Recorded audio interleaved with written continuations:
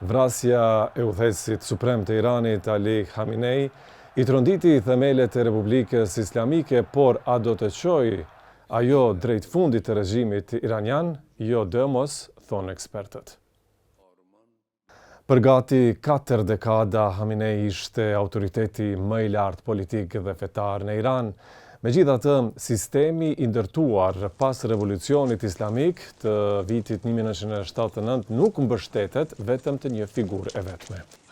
Ajo është projektuar pikërisht për të mbijetuar edhe pas vdekjes së liderit suprem.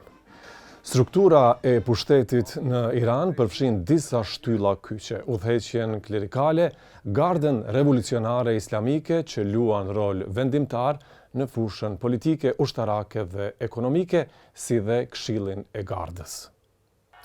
Historikisht, sistemet revolucionare që përballen me sulmet e jashtme priren të bashkohen, jo të shpërbëhen, thot Dani Citrinovic nga Instituti për Studimet e Sigurisë Kombëtare me bazë në Izrael. Sipas tij, kjo do të thotë se eliminimi i liderit suprem mund të forcojë kohezionin e elitës dhe të çojë në një qëndrim edhe më të ashpër ndaj kundërshtarëve. Çfarë ndodh tani? Zyrtarisht, pasardhësi i ri zgjidhet nga Asambleja e Ekspertëve, organi përgjegjës për emërimin dhe mbikëqyrjen e liderit suprem. Deri atëherë, vendi drejtohet nga një këshill i përkohshëm ku përfshihen presidenti dhe krerët e institucioneve kryesore.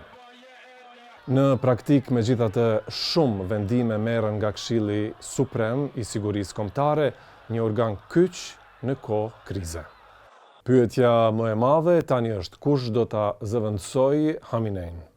Nëse zgjidhet një klerik i moshuar dhe i linjës së ashpër, kjo do të sinjalizonte vazhdimsi dhe ndoshta represion më të madh, thot Gregory Bru, analist për Iranin në Eurasia Group në bazë në New York.